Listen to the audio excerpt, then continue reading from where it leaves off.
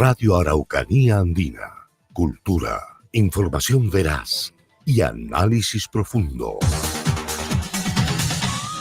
Araucanía Andina Radio. Y este programa por hoy día y para siempre se va a llamar Tres son multitud, porque evidentemente somos tres los que vamos a estar aquí en esta, no diría yo disputa, pero sí una conversación franca, honesta, que entendemos que a usted le puede interesar.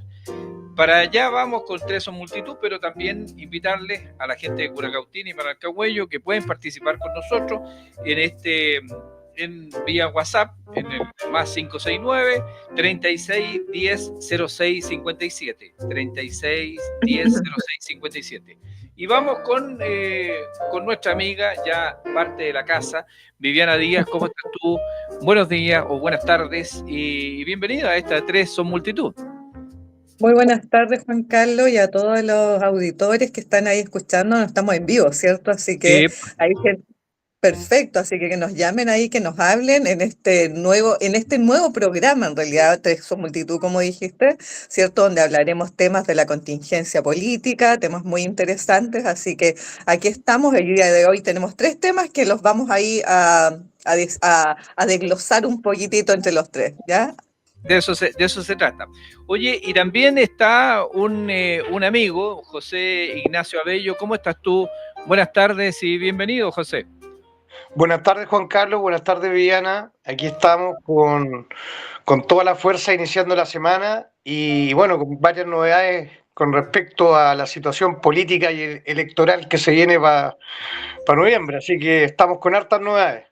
Ya, pues, entonces, ya que estamos, dejemos de andar como los políticos prometiendo cosas que no terminamos de concretar y vamos al grano, dijo el pollo. Es decir, ¿cuáles son esas tantas cosas que dice nuestro amigo José Ignacio?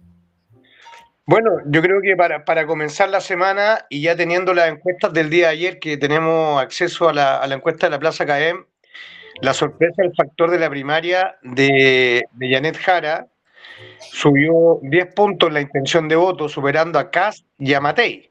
Claro. Claro, es una novedad bastante potente el crecimiento que ella ha tenido en tan poco tiempo después de la primaria. O sea, recordar que Jara estaba figurando tercera, cuarta entre las prioridades presidenciales. Y la intención de voto, que es muy distinto a otro factor que voy a hacer un comentario ahora. Una cosa es la intención de voto como tal, que Janet Jara supera a Kast por 4 puntos, 26% es lo que marca Janet Jara en estos momentos, pasando la cabeza de las presidenciales. 22 puntos tiene Kast y 18 puntos Matei. Ojo, el factor Parisi llegó a 10 puntos. Ah, mira. Sí, 10 puntos, y tenemos una novedad para las presidenciales, porque apareció por primera vez Harold May Nichols con 5 puntos. Mira, no es malo.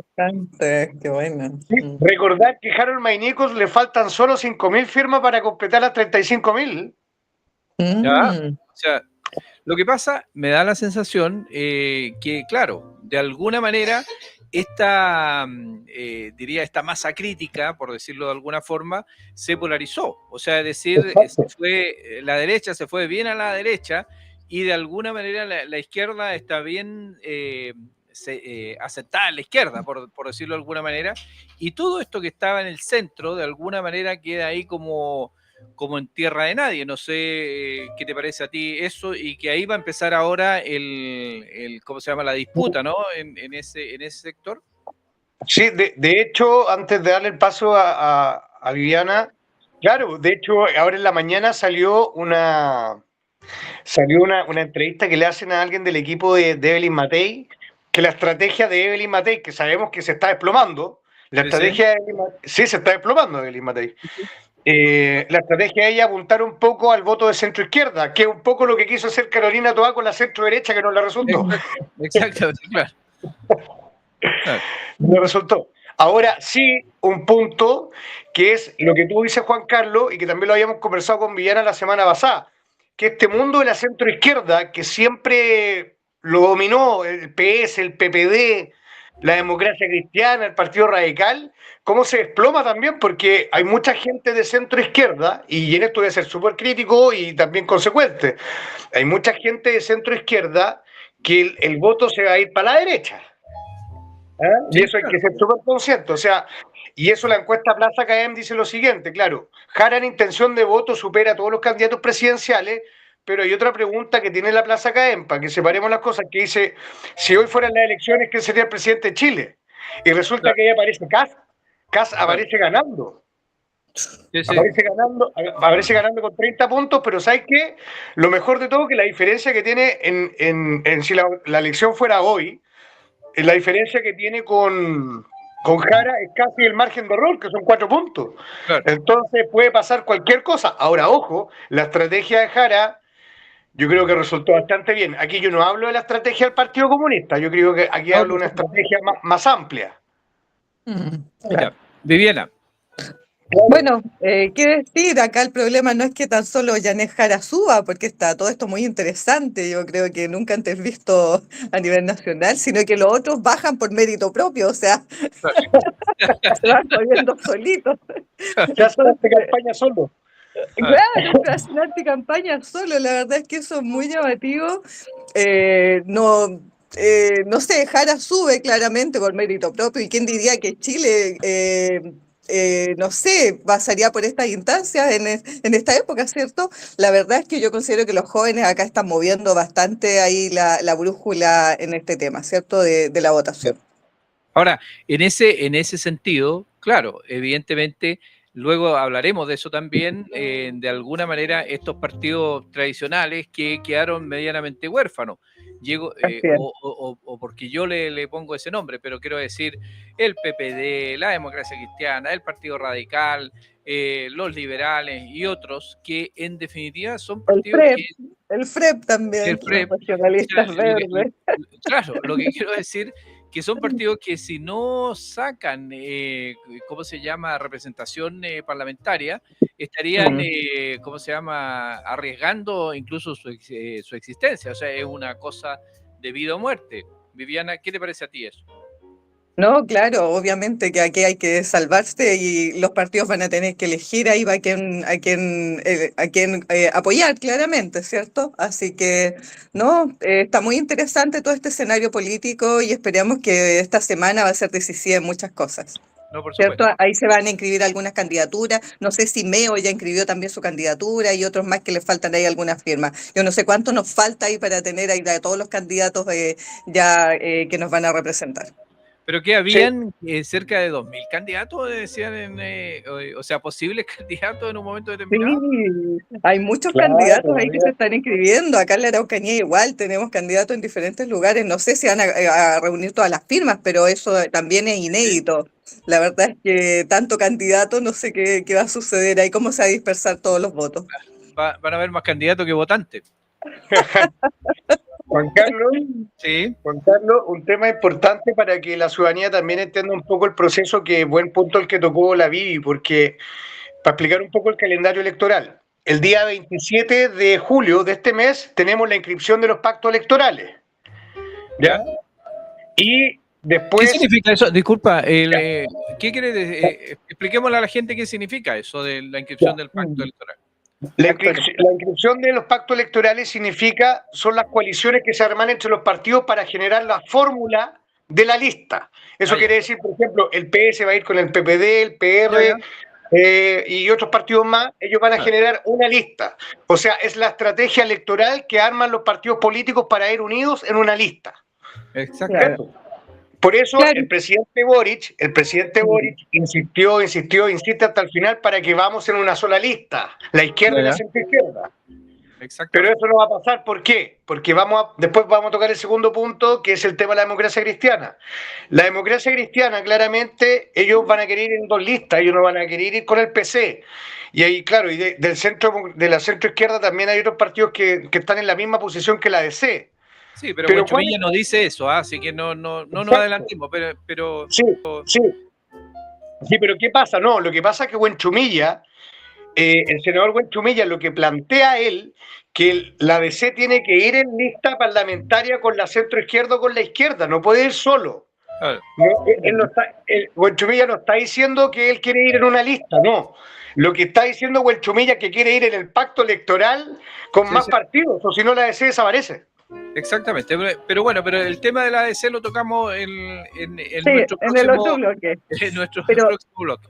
Juan Carlos, ¿para qué sirven estos pactos? Principalmente, ¿cierto? Para unir fuerza, tal vez, para superar las barreras legales, para tener ahí la cuota de votos que se necesitan, distribuir mejor los cupos, ¿cierto? Obviamente, y mostrar a la ciudadanía una unidad política del grupo político, ¿cierto? Que está haciendo el pacto. Y en ese sentido, señora Viviana, ¿el Partido Ecologista integrará algún pacto? Bueno, nuestro diputado Félix Contreras dijo que íbamos a apoyar al candidato, en la segunda vuelta, al candidato que quede de la izquierda, obviamente. ¿Ya? Así que ahí, eso dijo nuestro diputado. ¿Pero estarían eligiendo camino propio, por decirlo de alguna forma?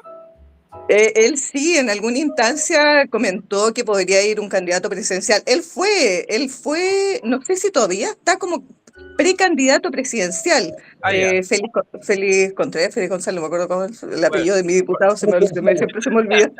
Pero él estaba como precandidato presidencial. Yo no sé si va a continuar en esa senda política. Sí, ya. Ahora, lo que sí es cierto, y esto para terminar y cerrar el bloque, y a lo mejor tú lo puedes explicar un poco mejor, José Ignacio, que en una lista, en una lista, que es lo que sostienen mucho, que yo lo he escuchado muchas veces, no caben todos. O sea, es decir, la lista es muy poco, porque, por ejemplo, mira, en el distrito, espérame un poquito, en el distrito 22 o el distrito 23, ¿cuántos son las listas? ¿Son 6, me parece, diputados? ¿6 o 8? Sí, se eligen 7 diputados en el 23 y 4 en el 22, pero las listas se arman con un más 1. O sea, la lista se arma de 8 y se arma de 5. Ya, o sea, habrían 12 en la Araucanía candidatos a diputados, por decirlo de alguna manera. No, pues más. Recuerda que son por listas, por lo tanto, ya hay 5 listas predominantes, entonces ya tenéis 70 candidatos ya. No, pero lo que te quiero decir, que en el caso de que haya una lista única, ya tenemos 12. Sí, ya entendí. Quiere decir que para el distrito 23, donde se eligen 7 y la lista se arma con 8, si vamos todos en una sola lista, alcanza como 0,5 espacio de cupo por partido. Exactamente, o sea, es decir, quedaría un partido afuera derechamente, digamos. Sí, por supuesto. Y el tema ahí sería cuál es el criterio de dejar dentro o fuera, digamos. El criterio es el siguiente: se miden las fuerzas municipales de concejales y alcaldes y también los parlamentarios en ejercicio. ¿Qué quiere decir? Aquí voy a hablar en general derecha y izquierda. Eso quiere decir, por ejemplo, la UDI, que tiene a Henry Leal, por ejemplo, él es diputado, va a senador. Claramente el hecho ya de tener 1 o 2 diputados UDI, la UDI ya tiene más cupo en la lista. Claro. Va a pasar con Jaime Quintana, por ejemplo. Jaime es diputado. O sea, va a ser candidato a diputado, él fue senador. Por lo tanto, Jaime Quintana, dentro de la lista de nosotros, de la centro izquierda, Jaime Quintana lo más probable es que tenga 2 o 3 cupos. Ya. Claro. Claro. Pero está la diputada Erika Ñanco también. Sí, claramente. Por eso te digo, si vamos en una lista, ellos tienen prioridad. Eso quiere decir que el Frente Amplio puede tener 2 cupos de la lista de 8 y el PPD 2. El PS 1, el Frente Amplio 1, el Partido Liberal 1, porque no tienen parlamentarios. Ya. Okay. Por lo tanto, ¿qué quiere decir? Que en la suma, recuerda que la Vivi, que fue concejala, ella entiende muy bien cómo el sistema electoral dijo. ¿Por qué? Porque recuerda que los votos se van al cabeza de lista. Eso quiere decir que, por ejemplo, Quintana saca 5 puntos, Juanito Pérez saca 4, los otros 3, 2, 1, se suman todos esos votos a Quintana. Sí, así es. Sí, Oye, ¿algo más que decir de este primer round, por decirlo de alguna manera? Para pasar por mi parte, no, pasemos al tema 2 para ir avanzando, porque tenemos 45 minutos. ¿Cuánto tenemos, Juan Carlos? Ya, sí, para ir avanzando. Entonces, mira, una pequeña introducción. Nos vamos a referir a las declaraciones del el senador Huenchumilla, declaraciones que van a quedar editadas en nuestro en nuestro podcast, por decirlo de alguna manera, en el cual él sostiene que evidentemente, en realidad sostiene dos cosas más, pero yo diría que dos que son rescatables, digamos, en términos generales, en el caso del apoyo a la candidata Janet Jara, que en definitiva dice que si ellos no apoyan o no se suman a ese pacto, corre el riesgo la democracia cristiana de no tener representación parlamentaria, por lo tanto podría desaparecer. Eso en el primero de los casos, y en el segundo lugar sostiene una cosa medianamente parecida, dice que en realidad él quiere conocer cuáles son los integrantes del pacto, o sea, quiere conocer a sus socios, digamos, entendiendo que la candidata del PC, Janet Jara, no va sola en esta cruzada. Entonces, él quiere conocer el tema del PS, del PPD, etcétera, los que son sus socios históricos, por decirlo de alguna manera. Claro. Pero básicamente que hay que apoyar a la candidata Jara, por si no corre el riesgo, eso respecto a la tesis que habían algunos que establecen que la democracia cristiana podría tener un camino propio. Es decir, eso es impensable en el sentido de las matemáticas electorales. Mire, el tema que tiene la democracia cristiana es que ha venido a la baja desde que fue el gran partido, y por lo tanto el problema que tiene es cómo se recupera o desaparece. Entonces está en una situación difícil, porque lo fundamental en un partido, su ancla, es su bancada parlamentaria. Si se queda sin diputado, simplemente el partido desaparece. Entonces, en esta coyuntura, la democracia cristiana tiene un punto crítico, y ese punto crítico no es exactamente una candidatura presidencial, a mi juicio, sino que es cómo logra terminar con la caída parlamentaria y logra recuperar cupo para tener voz y voto y ser un partido que tiene algo que decir en Chile. Porque si no logra eso, simplemente va a desaparecer. A mi juicio, ese es el punto central, controvertido, sustancial, pertinente, que nosotros tenemos como partido respecto al escenario. Y para eso uno tiene que buscar un camino de decir cómo enfrento esto. Solos estamos condenados al fracaso. Solos con un candidato presidencial no vamos a ir a ninguna parte. Y con otro candidato presidencial que no nos ofrezca nada en materia de coalición o en materia de listas parlamentarias, tampoco vamos a llegar a ninguna parte. Ese es el dilema que tiene hoy día la DC. Ganó Janet Jara, y entonces la pregunta es, ¿cómo podemos nosotros resolver ese tema? Y yo he dicho que yo quiero entenderme, aparte de la señora Janet Jara, con la coalición. Yo quiero saber qué coalición va a tener ella. Si va a estar sola o va a estar acompañado por los socialistas, el Frente Amplio, el PPD, los radicales, los liberales. Claro, va a ser una coalición grande. Entonces, ¿qué hago yo frente a eso que son nuestros socios naturales? Y yo quiero saber cuál es el programa de Janet. ¿Cuáles son sus líneas centrales, de su estructura? ¿Qué piensa del país? Para saber yo a qué atenerme. Y después de eso conversaremos cómo podemos hacer una buena alianza electoral desde el punto de vista de la ingeniería electoral para, con tantos partidos, ver qué se puede hacer. Pero esas son, digamos, no las condiciones que yo coloco, pero los puntos de referencia para poder entrar a conversar. No sé qué les parece a ustedes esta declaración. Bueno, yo quiero comentar así como yo creo que la DC quiere ir de un camino propio al cementerio político, tal vez ahí así, claro, claramente. Además que hay que decir que la DC ya está en la UCI hace como 15 años, así que está ahí en coma inducido. ¿Ah? Varios partidos más. De hecho, Juan Carlos, y un dato que Juan Carlos comentó hace un rato.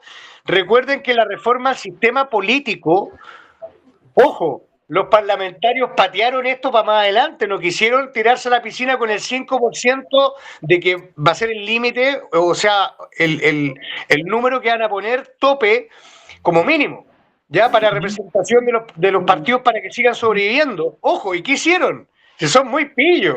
El traje hecho la medida, Juan Carlos. Como viene en un proceso de elección que ya está en curso, lo más probable es que si llegan a aprobar el 5%, ¿qué van a hacer? Van a tirar esto para la próxima elección parlamentaria. Claro. No va a quedar en vigencia ahora. Y si queda en vigencia ahora, adivina qué va a pasar. Van a ir al Tribunal Constitucional y la van a desarmar, porque, claro, porque no puede quedar en vigencia ahora si tenemos un proceso electoral abierto. Sí, claro. Entonces, ¿qué pasa ahí, Juan Carlos? Se va a mantener el 4% aún para esta elección. ¿Ah? Eso quiere decir que el 4% del total de la votación. Claro. No haber límite de elección de parlamentarios. Recuerden que hay partidos que tienen un parlamentario y siguen sobreviviendo, como el partido de la gente, que no tienen parlamentarios, pero sí tienen una gran votación. Exactamente. Lo que pasa es que ahí se retiraron, pues los eligieron y luego se fueron retirando. Exacto. Que no sería, o sea, técnicamente es lo mismo, pero de alguna manera ellos sacaron votos suficientes y necesarios para tener más parlamentarios que luego se fueron dejando las filas. Sí, por lo mismo recuerden que quieren amarrar al candidato que va por un partido político, no puede renunciar después, o si no el partido pierde el escaño. Exactamente. Y lo otro, para explicar el tema de Francisco Buenchumilla, que lo que dice yo le encuentro razón. Si la DC no va en pacto con la centroizquierda o con la izquierda, la DC desaparece. Imagínate que la DC, si va en esta aventura propia, tendría que armar listas con 7, 8 candidatos por distrito. ¿De dónde van a sacar gente? Claro. No tienen, no, claramente no tienen. No, está en un escenario muy complicado la DC en esta elección. La verdad es que Buenchumilla dice claramente que ahí si van solos no se asegura la subsistencia, ¿cierto? Así que no, se les acabó el capital político tal vez, así que van a tener que tomar una decisión pronto. Vi, Juan Carlos, para yo cerrar este tema, les voy a hacer un análisis, pero de otro lado. Lo que hizo Amarillos con Joanet, pues Joanet entregó el apoyo a Elin Matei, o sea, ellos sacaron la calculadora, dijeron dónde nos conviene más estar. Pues. Y ellos cerraron la alianza ya con la centro derecha. Es un poco lo que claro. Habría que decir ahí, ese diputado Joanet, él fue diputado por el Partido Radical. Sí. Entonces, claro, o sea, imagínate dónde está ahora. Entonces, a mí me parece bien que el diputado que quiera renunciar al partido tenga que renunciar al escaño, porque la gente lo eligió por ser, en este caso, ser radical, no por ser amarillo. Exactamente, yo creo que ahí también existe un tema de convicción, o sea... y de honestidad política también. Sí, pero hay que recordar algo, Juan Carlos, que, bueno, generalmente, y esto, bueno, nosotros que manejamos el tema político, la Vivi ha sido candidata, yo he sido candidato, manejamos el tema de cómo funciona al final la cifra repartidora y cómo funciona esta ecuación matemática electoral donde todos sacan la calculadora. Si al final yo creo que lo que puede pasar, y me quiero adelantar algo, lo que pasa es que por primera vez podemos perder luego, bueno, ya se me salió la tendencia política que tengo, pero por primera vez la derecha puede tener todo, presidente de la República, Senado y Cámara de Diputados. Exactamente. ¿Y dónde pasó eso? En Estados Unidos. En Estados Unidos. Pero también, ojo, que en el segundo proceso constituyente ellos tuvieron todo. Todo. Claro. Bueno, se lo farrearon. Bueno, Oye, ¿les puedo hacer una pregunta? En el proceso constituyente aquí se eligieron 5 constituyentes. 5. Ya, y si yo mal no recuerdo, la derecha sacó 4 y la izquierda 1. Sí. Así fue. Pero, y esa elección fue voto obligatorio. Así es. ¿Viste lo que puedo estar adelantando? 4 senadores de derecha y 1 de izquierda. Sí, claro. Bueno, sí. Pero eso no es ninguna novedad. Esa es la tendencia en la Araucanía, por lo general, ¿cierto, Juan Carlos? Acá siempre gana la derecha, bueno, lamentablemente. Y claro, como decía José Ignacio, en este tema tan polarizado que se ha creado ahora, obviamente que estas ideas de la DC no entibian a nadie, ¿cierto? Son demasiado ambiguas, ¿cierto? Entonces la DC todo esto lo está aprendiendo demasiado tarde ahora, recién, cuando debieron de haber salido mucho antes a poner sus ideales mucho más francos y mucho más fijos, ¿cierto? Exactamente, de eso se trata. Oye, mira, el tiempo se nos ha ido como muy rapidito, pero yo no quiero dejar de hablar de un tema que me parece súper importante y la verdad es que la prensa local le da poco tribuna a esta cuestión y que tiene que ver con el caso Fundación y sobre todo de una fundación que la que se llama Fundación local. ¿Nuestro tercer tema? Tercer tema. Entonces, y que resulta claro que finalmente esta organización nunca existió. en términos concretos, y recibió no sé cuánta plata. 9.200 millones. Sí, bastante, 9.200 millones. Y que al final incluso están detenidos familiares. O sea, ahí sí que se llevaron la plata para la casa derechamente. Sí, de hecho estaba leyendo atentamente las noticias en la mañana, que eso es como en mi top de todos los días. Y claro, 9.200 millones de pesos de esta fundación, y el fin de semana creo que pusieron las medidas cautelares, 4 personas ya quedaron detenidos. Sí. Entonces, esta es una avalancha que claramente, y tú tienes razón, Juan Carlos, tú como dueño de un medio de comunicación diste el clavo. Cómo los medios de comunicación invisibilizan una situación tan grave donde ya tenemos detenidos, o sea, ya existe responsable. Claro. Pero claramente esto va apuntado hacia Luciano Rivas, que yo creo que esto puede terminar claramente algo que pueden iniciar un proceso para que no pueda ejercer cargos públicos durante un gran periodo. Claro. Pero él solo, porque incluso aquí me parece, hasta donde yo leí, que claro, que hay 2 hermanos, que incluso una venía, pues no sé, de San Antonio, parece que se vino especialmente para acá. O sea, es decir, mira, yo creo poder entender que hay gente que se puede equivocar en la gestión, que a lo mejor quiso hacer algo y lo hizo mal por ¿cómo se llama? Por no tener la experiencia, en fin, por un montón de cosas. Pero la cosa distinta es que esto es una banda de ladrones, al final, o sea, derechamente, que vienen ¿cómo se llama?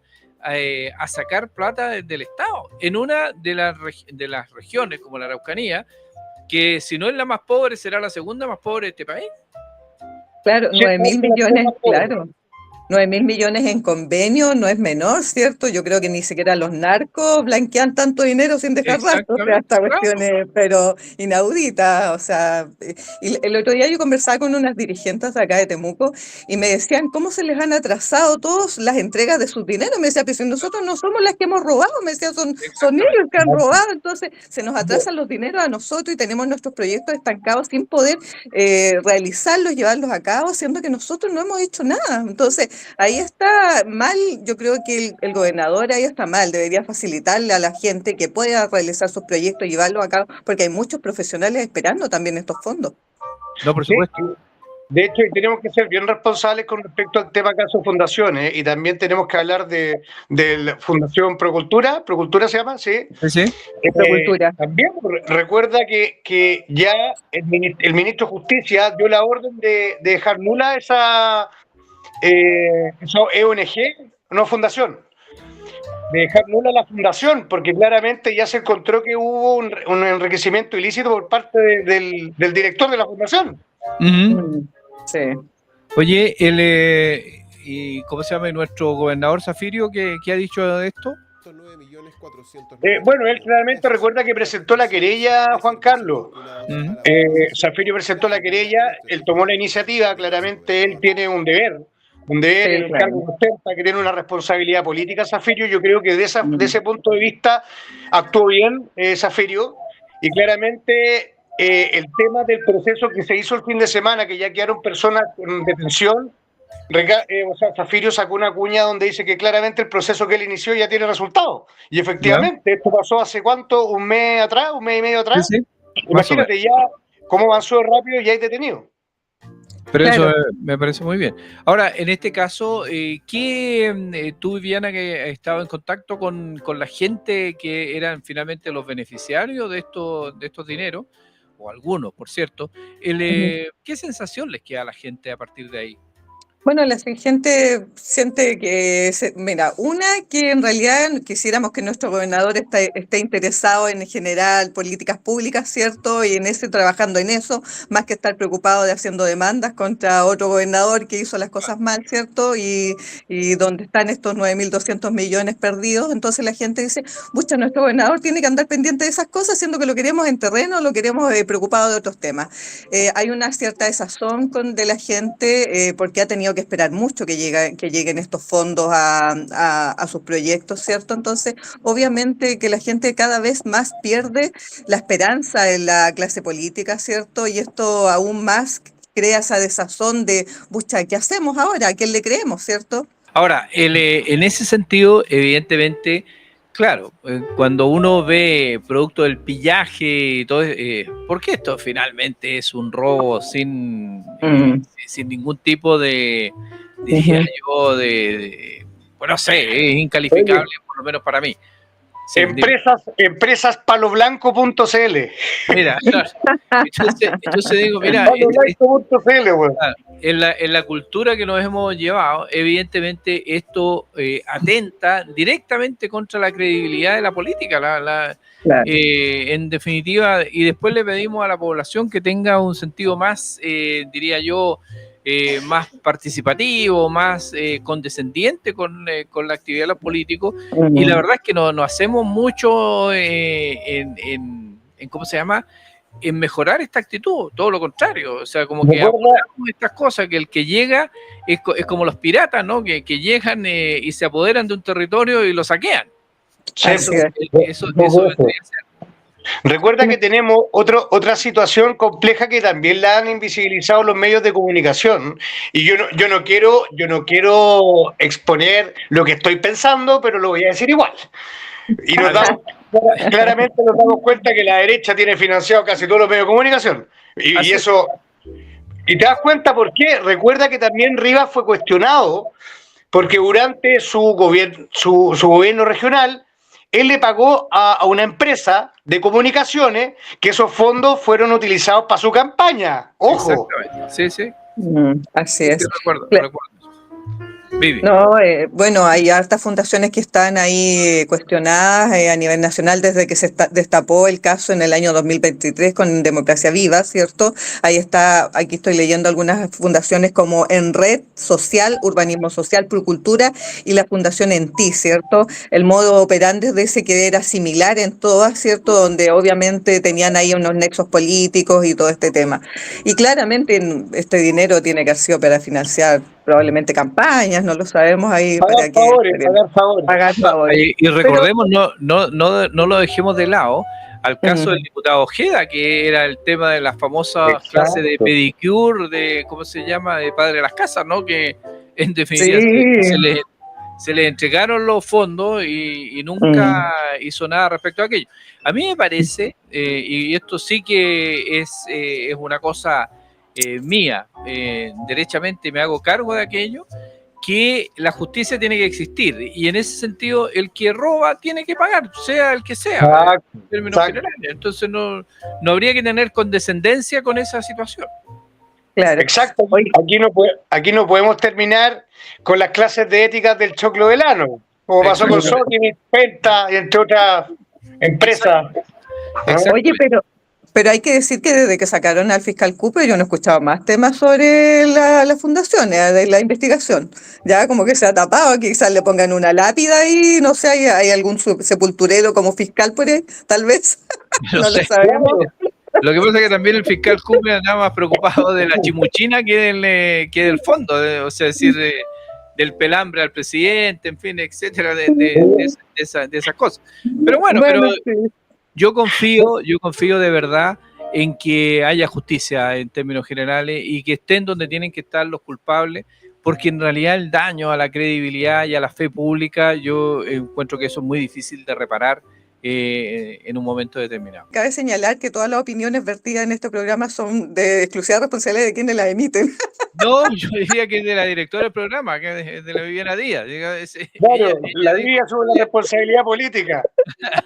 Que ella se hacía cargo de, que dijéramos nomás que ella se hacía cargo respecto a eso. Oye, a propósito de... Dime. ¿Sabes de qué me acabo de acordar? No. Cuando empezó el gobierno del presidente Boric, que cuando asumió el 13 de marzo, ¿no? Del 2000, ya.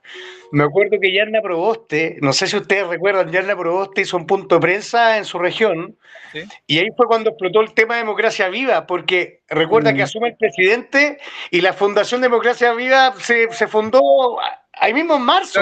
Claro, y ya tenían, y empezaron con contrato inmediatamente 400 millones. Exactamente. Bueno, pero...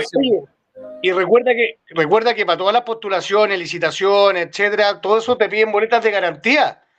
y ni siquiera y experiencia. Pero el presidente, pero ojo que el presidente retiró ese requisito. Sí. Sí, Se retiró, es verdad. ese requisito. Ahora, yo no sé si lo retiró por eso, yo ya no quiero prejuzgar respecto a eso, pero en definitiva él retiró ese requisito, incluso amparado en una situación que algo de razón había, que en el fondo era que, claro, tú no puedes garantizar una pequeña pyme, no puedes garantizar 400 millones en una boleta de garantía porque se queda sin plata, digamos, por decirlo de alguna manera. Pero bueno, pero eso, mi querido amigo, lo conversaremos en otro momento, porque ya tengo que empezar a cerrar este programa. Y como dice la pauta de nuestra jefa, aquí se trata entonces de que cada uno, en este caso vamos a dejar a la jefa para el final, para que ella dé el cierre con un poco más de belleza después de estos dos feos que vamos a hablar ahora, hacer una reflexión respecto de esta semana que estamos viviendo, qué viene para la próxima, porque se está poniendo entretenido esto de la cosa política. José Ignacio. Mira, yo creo que más que una reflexión, quiero hacer una proyección. ¿No? Y yo creo que, y en esto hay que asumir ciertas cosas, la derecha, el comportamiento electoral de la derecha siempre ha sido más disciplinado y más ordenado que la izquierda y la centroizquierda. ¿Ya? Y en ese sentido yo veo más viable, y aquí me saco mi pensamiento y en el lado que yo me inclino dentro de lo político, la derecha claramente, con los números que hoy están marcando, la derecha prácticamente se llama al orden, la elección presidencial está ganada. Por ello. Eso. ¿Ya? Ahora, ojo, hay un punto que también es importante en mi reflexión o proyección, que lo que dice Francisco Buenchumilla, que, bueno, esta semana ya se tienen que definir los pactos electorales, esta semana. O sea, esta semana de negociación. Y yo creo que lo que va a pasar, vamos a ir en 2 listas al final, por la cantidad de partidos que somos. O sea, y no podemos meter 13, 14 partidos en una lista, o sea, no nos alcanza. Por eso vamos a ir en 2 listas. Claramente, el Frente Amplio con el Partido Comunista, Acción Humanista y la Federación, y la centroizquierda irá con la DC incluida. Eso. Ya, José Ignacio, ¿y qué tenemos para la próxima semana? Para la próxima semana, ¿sí? Definición de pactos electorales. Pues ya vamos a sacar la proyección de cuánto van a ser los cupos y eso va a ser una bomba. ¿Por qué? Nuestros senadores y diputados están con la calculadora en la mano para saber cuántos cupos van a tener. ¿Qué te quiero decir? Si el PPD lleva un cupo en la lista, Quintana no sale. Si, por ejemplo, si Buenchumilla lleva un cupo en la lista y el PPD lleva 2 cupos a senadores, el PPD se anota un senador. Entonces están todos bien complicados. Por eso yo creo que Buenchumilla, que no deja tener razón, quiere generar este acuerdo hacia la centroizquierda para generar este acuerdo político electoral, porque se está jugando su reelección. Mira. Sí, pues se está jugando su reelección, por eso es el principal interesado, lógico.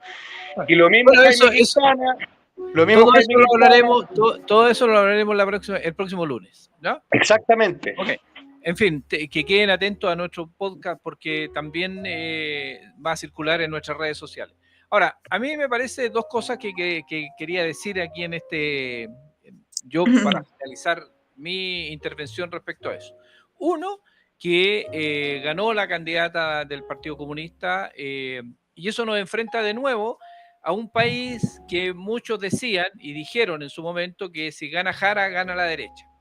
O sea, es decir, yo creo y quiero decir que yo entiendo que nuestro país no es de derechas, menos de centro-derecha, de ultraderecha. Yo creo que nuestro país es un país de centro, yo qué sé, y tampoco, o habría quedado demostrado también, que tampoco es un país anticomunista, como se dice. Ella ganó bien y ganó, digamos, por paliza, por decirlo de alguna manera, a estos status quo. Lo que sí es verdad en que yo creo que la forma que tenemos nosotros de pensar la política, de establecer, es la que de alguna manera a lo mejor genera más posibilidades a la candidata Jara respecto a eso. Momento, no estamos para dar la palabra, pero bueno.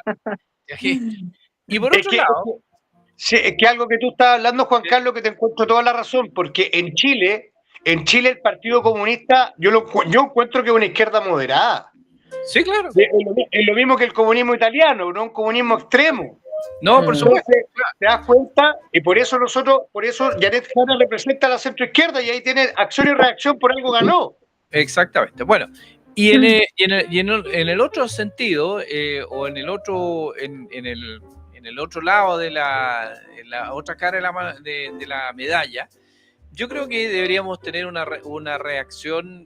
A mí me parece que lo que dijo el candidato, ¿cómo se llama? Kaiser, respecto de que él avalaría un nuevo golpe militar si lo hubiese y estaría en las condiciones, yo creo de verdad que hay cosas que uno puede pensar pero no las puede decir. O sea, es decir, eso atenta contra todos los valores y no es juego, y yo quiero decir que eso no es juego.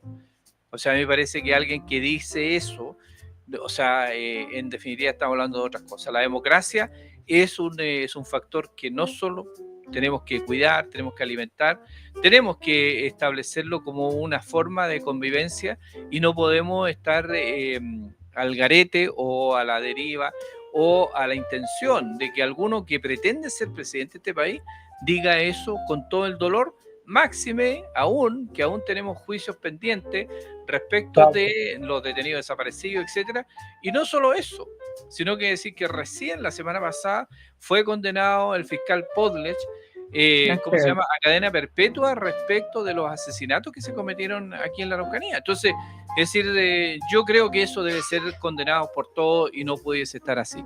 Esa es mi opinión y lo quería expresar y decir. Señora Viviana, usted termine el programa.